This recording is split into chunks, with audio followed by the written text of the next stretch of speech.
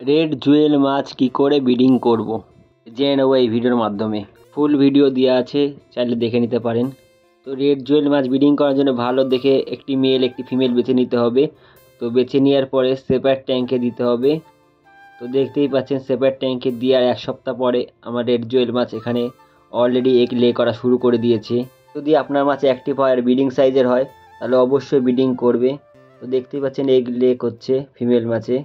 আপনাদের যদি male female চিনতে অসুবিধা হয় তাহলে চ্যানেলে গিয়ে ফুল ভিডিও দেখতে পারেন। তো দেখতেই পাচ্ছেন এগলে অলরেডি করেছে, আরও করবে। তো দেখতে পাচ্ছেন ফাইনালি এগলে করা হয়ে গেছে।